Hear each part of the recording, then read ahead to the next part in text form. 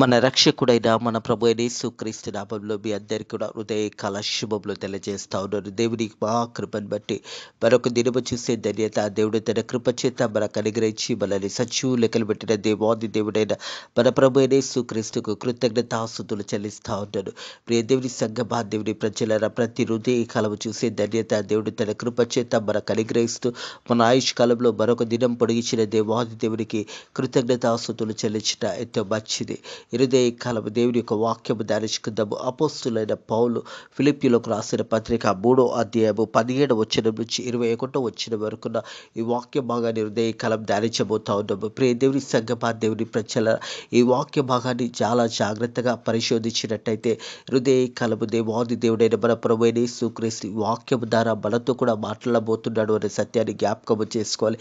ఏది సత్యమో ఏది మరి అబద్ధమో తెలుసుకొని దేవుని చిత్తానుసారంగా నడవాలని ప్రభు పేరట తెలియజేస్తా ఉన్నాను. ప్రియ దేవుని సంగమా దేవుని ప్రజల దేవుని వాక్యం శ్రద్ధగా విని వాక్యానుసారంగా మనల్ని మనం కట్టుకొని మన కుటుంబంలోని కట్టుకున్నప్పుడే దేవుని యొక్క ఆశీర్వాదాలు మనం చూడగలుగుతాము అనే సత్యాన్ని జ్ఞాపకం చేసుకోవాలి. మనం ఏ వాక్యమైనా వింటున్నామో ఆ వాక్యము సరి అయినదా లేనిదా అని వాక్యాన్ని పరిశోధించుకొని వాక్యానుసారంగా జీవించడమే నిజమైన దేవుని యొక్క బిడ్డల ఒక ఉద్దేశం ఉన్నదని సత్యాన్ని జ్ఞాపకం చేసుకోవాలని ప్రభు పేరట తెలియజేస్తా ఉన్నాను.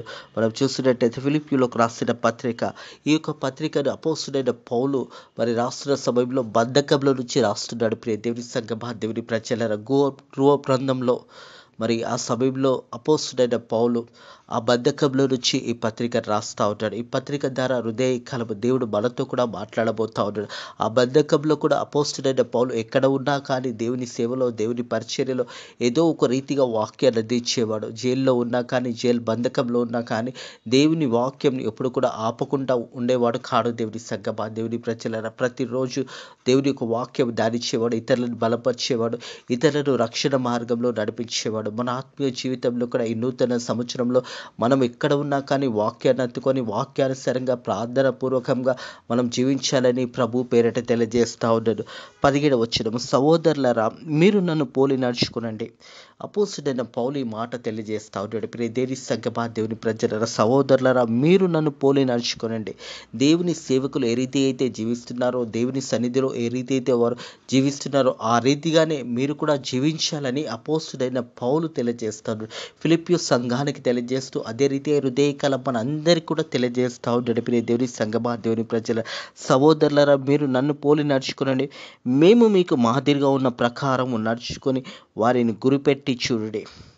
మేము ఏ రీతి అయితే సేవ చేస్తున్నామో, ఏ రీతి అయితే దేవుని సన్నిధిలో గడుపుతున్నామో అవి అపోస్తుడైన పౌలు జ్ఞాపకము చేస్తూ మేము ఏమైతే బోధిస్తున్నామో ఆ బోధను సరి అయిన విధానంగా అర్థం చేసుకోవాలని హృదయకాలము అపోస్తుడైన పౌలు ఫిలిప్పీ సంఘానికి తెలియజేస్తూ మనకుతో కూడా ఈ మాటలు తెలియజేస్తూ ఉన్నాడు. మేము మీకు మాదిరిగా ప్రకారం నడుచుకున్నట్టు వారిని గురిపెట్టి చూడు. అనేకులు క్రైస్తవ శిలువకు శత్రువులుగా నడుచుకుని వచ్చినారు. వీరిని గూర్చి మీతో అనేక పరిమాణాలు చెప్పబడి ఉన్నాను, ఏడ్చుచు చెప్పుచున్నాను. అనేక పరిమాణాలు అపోస్తుడైన పౌలు మరి ఫిలిప్పీ సంఘానికి తెలియజేస్తా ఉన్నాడు. ప్రియ దేవుని సంగమా దేవుని ప్రజల సిలువను గురించి మరి శత్రువులుగా నడుచుకున్నవారు అంటే దేవునికి లోబడకుండా దేవుని చిత్తానుసారంగా జీవించకుండా అనేకులు దేవుని సన్నిధిలో మరి వారిని కనపరుచుకుంటున్నారు కానీ వారు దేవుని బిడ్డలుగా వారు జీవించలేకపోతా ఉన్నారు. ఈ మాటను ఉదయకరం అపోస్తుడైన పౌలు మనకు జ్ఞాపకం చేస్తూ అనేకులు క్రీస్తు శిలువకు శత్రువులుగా, అనేకులు క్రీస్తు శిలువకు నేటి కూడా ఈ రోజు కూడా ఈ సమయానికి కూడా అనేక మంది మరి దేవునికి సన్నిధిలో మరి సిలువకు శత్రువులుగా నడుచుకునొచ్చు, వారి ఇష్టానుసారంగా నడుచుచున్నారనే మాట జ్ఞాపకము చేస్తూ ఉన్నాడు. ప్రియ దేవుని సంగమా దేవుని ప్రజలు వీరి గురించి అనేక పరిమాణాలు చెప్పిన ఇప్పుడు ఏడ్చుచు చెప్పుచున్నాను. అనేక పరిమాణాలు వారి గురించి మీకు చెప్పినాను, ఇప్పుడు ఏడుస్తూ చెప్పుచున్నానని అపోస్తుడైన పౌలు జ్ఞాపకం చేస్తూ ఉన్నాడు. ప్రియ దేవుని సంగమా దేవుని ప్రజల అనేకులు వస్తారు, వారు నిజమైన దేవుని బిడ్డలు కారు.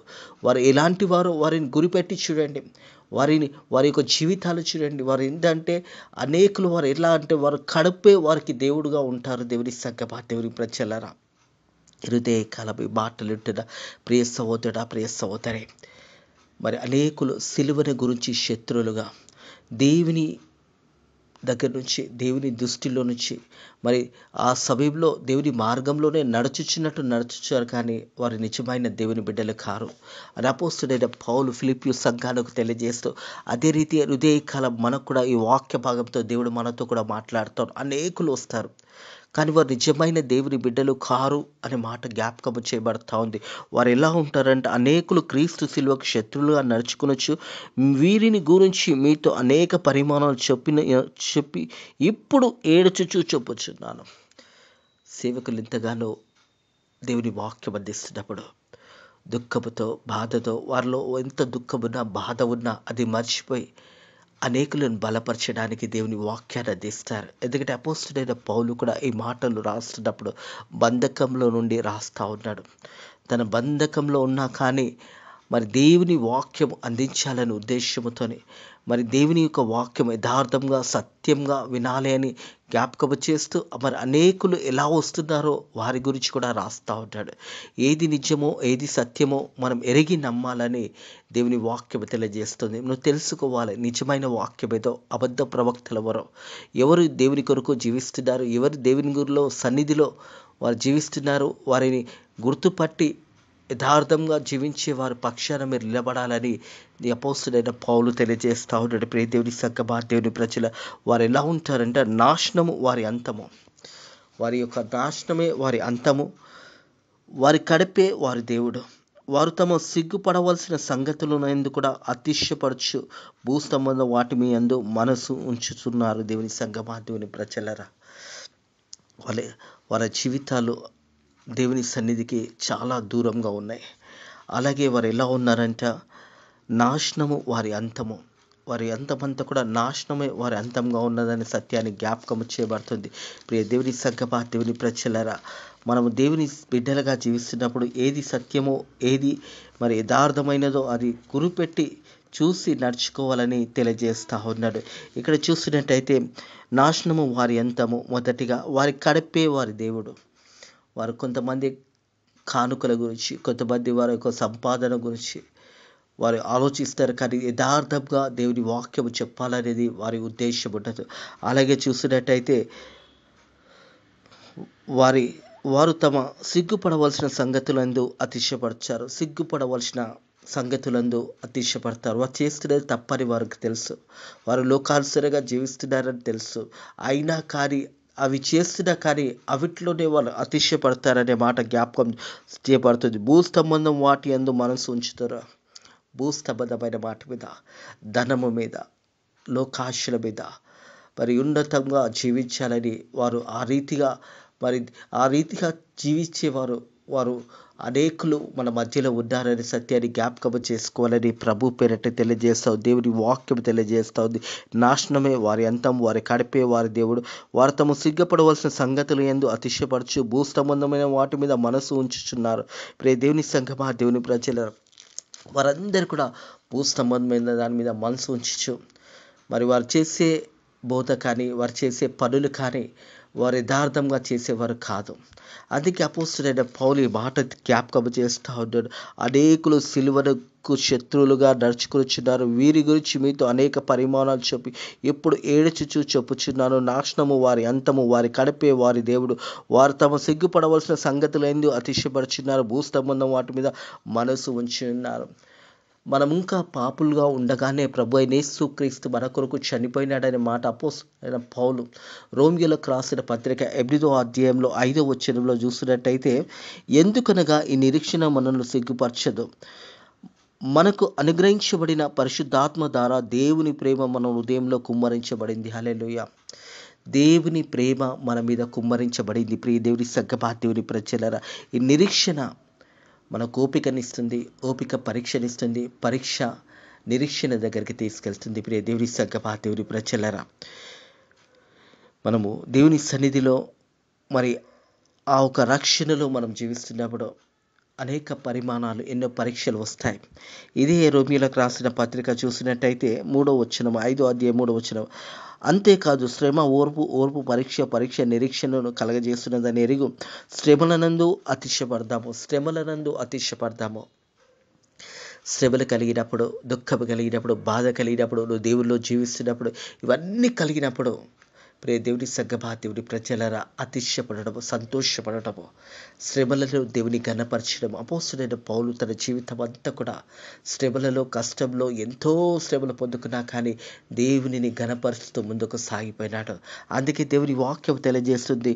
అంతేకాదు శ్రమ, ఓర్పు, పరీక్ష నిరీక్షణను కలుగజేస్తున్న ఎరుగు శ్రమలందు అతిశయపడతాము. ఎందుకనగా ఈ నిరీక్షణ మనల్ని సిగ్గుపరచదని, మనకు అనుగ్రహించబడిన పరిశుద్ధాత్మ ద్వారా దేవుని ప్రేమ మన హృదయంలో కుమ్మరించబడింది.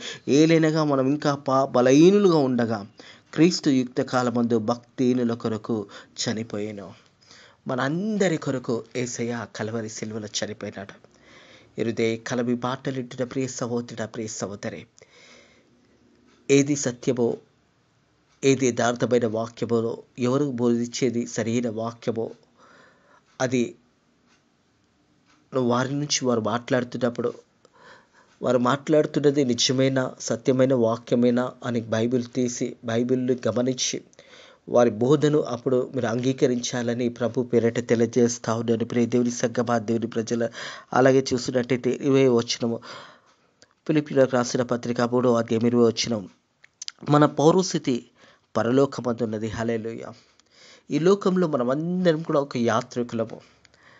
మనం ఎక్కడికైనా వెళ్తున్నప్పుడు ట్రైన్లో కానీ, బస్సులో కానీ, ప్లేన్లో కానీ టికెట్ తీసుకుంటాము. ఆ టికెట్లో ఏముంటుందంటే నీ గమ్యం ప్లేస్ ఉంటుంది. నువ్వు ఎక్కడ దిగవలసిందో మనము ఆ ఒక టికెట్ తీసుకునే ముందే మనం నిర్ణయించుకుంటాము. పలానా దగ్గర మనం దిగాలి కాబట్టి పలానా దగ్గర వరకు ఆ టికెట్ అని కొనుక్కుంటాము. మనం యాత్రికులుగా ఈ లోకంలో తల్లి గర్భంలో నుంచి జన్మించినది మొదలుకొని మనం కూడా ఒకానొక గమ్యంలో దిగవలసిందే. ప్రతి ఒక్క మానవుడు ఈ లోక ప్రయాణంలో ఒక్కడో అక్కడ దిగవలసిందే. ఈ లోకము శాశ్వతము కాదు. ఈ లోకంలో కొద్దిపాటు సమయం ఉంటాము, పరలోకంలో మనం నిత్యము ఉంటామనే సత్యాన్ని జ్ఞాపకం చేసుకోవాలి. మన పరిస్థితి పరలోకమందున్నది. హల్లెలూయా. మనం ఉండవలసింది పరలోకంలో. ఒకానొక దినము ఈ లోకం నుంచి మనము వెళ్ళిపోవలసి వచ్చినప్పుడు, మనము దేవుని కొరకు జీవించినప్పుడు, దేవుని సన్నిధిలో జీవించినప్పుడు, దేవుని మార్గంలో జీవించినప్పుడు, అనేకులకు సువార్త ప్రకటించినప్పుడు అవన్నీ కూడా నేను పరలోకానికి తీసుకెళ్తాయి. దేవుని సంగమా, దేవుని ప్రజలారా, దేవుని వాక్యము తెలియజేస్తుంది.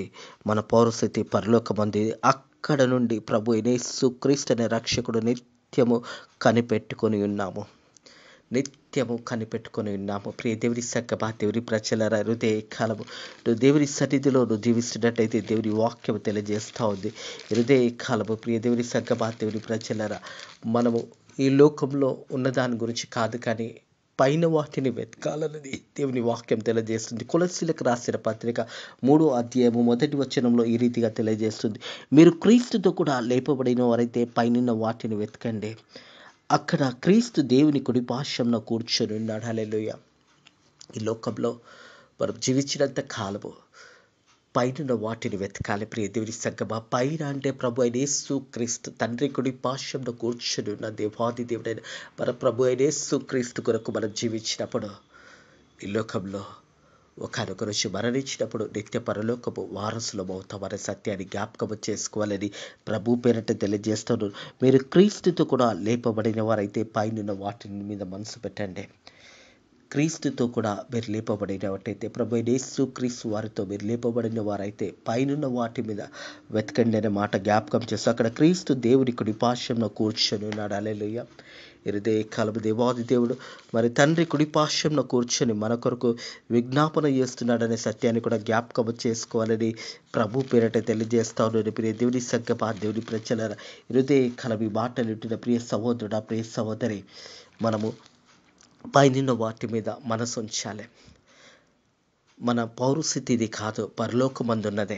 మనమందరం కూడా పరలోకం చేరాలి అంటే ఈ భూమిలో జీవించినప్పుడు యేసే కొరకు జీవించాలి, యేసే బిడ్డలుగా జీవించాలి. యేసే సన్నిధిలో మనం జీవించినప్పుడు, మనం ఒకరోజు చనిపోయినప్పుడు తిరిగి యేసే ఈ లోకానికి వస్తాడు. మనమందరం కూడా మరి ఆ సమయంలో సమాధులు తెరవబడతాయి.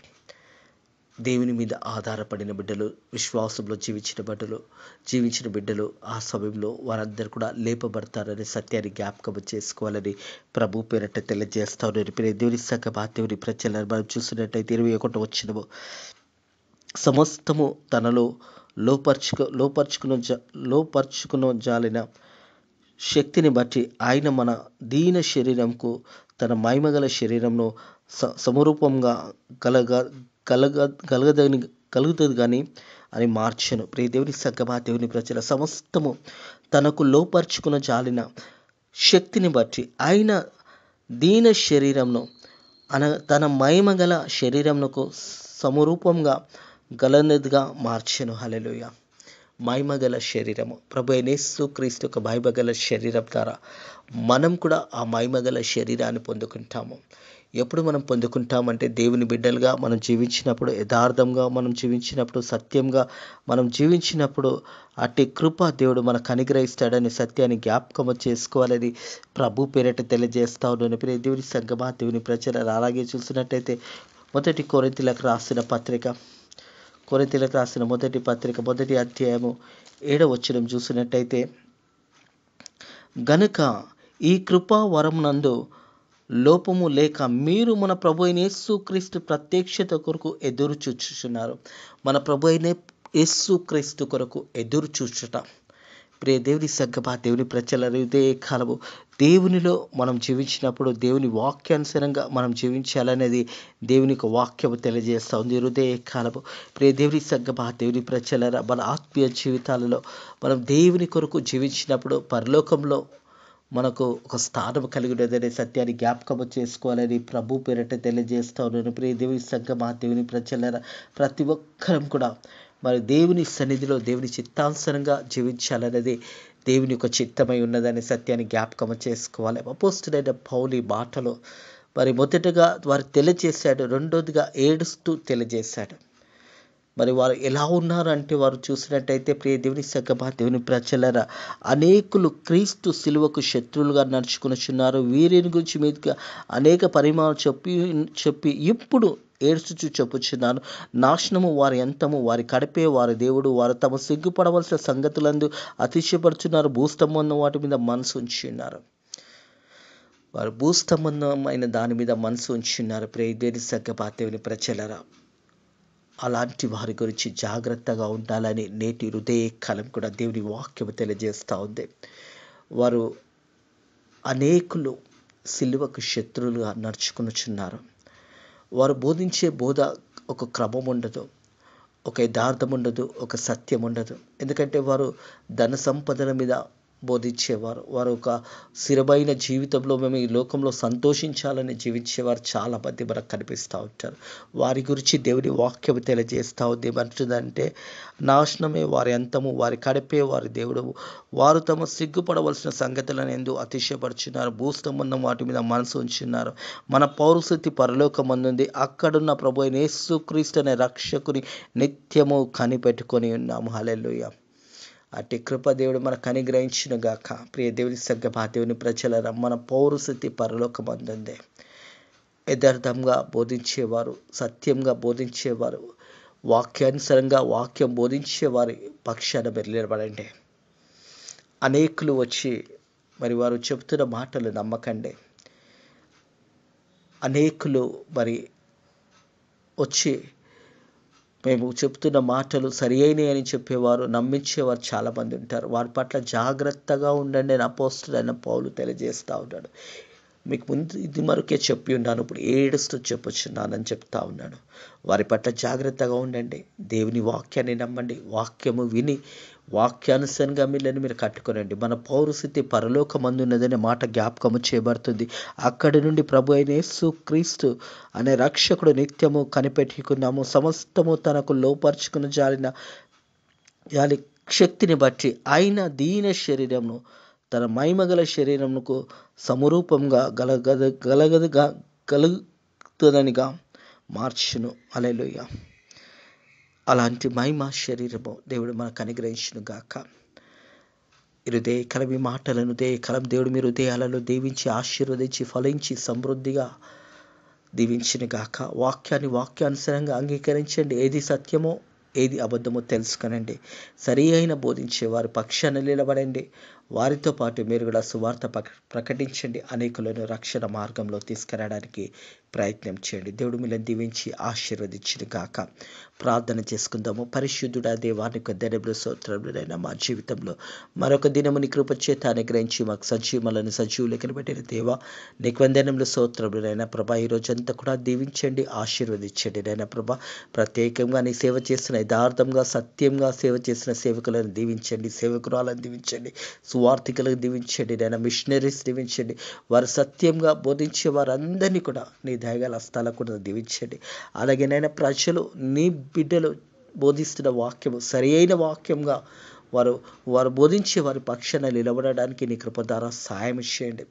అలాగే తండ్రి ప్రభా, మా సేవకులను మా సేవకురాలని కాపాడండి. ఫెయిత్ మినిస్ట్రీస్ మందిరాన్ని కాపాడండి. ఫెయిత్ మినిస్ట్రీస్ మందిరాన్ని దీవించండి, ఆశీర్వదించండి. అనేక నూతన ఆత్మలను నడిపించండి తండ్రి ప్రభా. నీ సేవలో నీ పరిచర్యలో ఇంకా గొప్పగా పనిచేయడానికి మేము నైనా నీ యొక్క పనిముట్టులుగా మనల్ని వాడుకోమని అడుగుతున్నాను తండ్రి ప్రభా. తండ్రి ఈ రోజు అంతట్లో కూడా నీ కృప చూపించండి నైనా ప్రభా. నీ యొక్క నైనా ఆశీర్వాదాలు మా మీద కుమరించండి నైనా ప్రభా. తండ్రి అనారోగ్యంతో ఉన్న బిడ్డలను ముట్టండి, స్వస్థపరచండి. ఆర్థిక ఇబ్బందులతో బాధపడుతున్న బిడ్డలను నైనా వారి ఆర్థిక ఇబ్బందుల నుంచి విడుదల దయచేయండి. అలాగే తండ్రి ప్రభా, ఈ రోజు అంతట్లో కూడా నీ కృపలో మనను వర్ధిల్ల చేసి కాపాడి దీవించమని నజరుడైన యేసుక్రీస్తు నామములో ఈ ప్రార్థన అడిగి వేడుకుంటున్నాము తండ్రి, ఆమేన్. మన ప్రభు అయిన యేసుక్రీస్తు యొక్క కృప, సమాధానము, నెమ్మది ఇప్పుడు ఎల్లప్పుడూ సదాకాలము ఆయన బిడ్డలకు సదాకాలము తోడై నీడై ఉండును గాక. ఆమేన్.